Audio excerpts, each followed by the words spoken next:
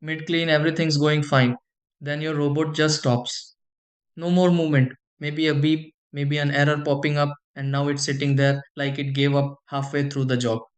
You try pressing clean again, maybe move it a bit, but it doesn't go back to normal.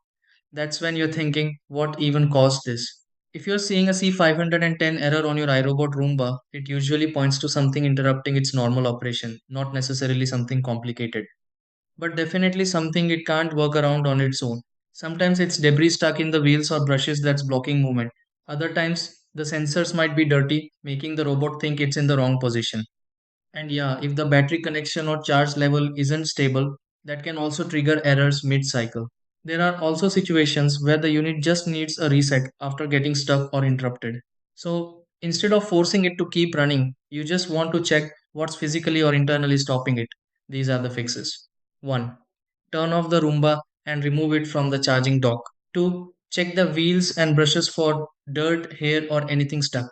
3. Clean the sensors using a dry cloth to remove dust buildup. 4. Reinstall the battery properly and make sure it's seated correctly.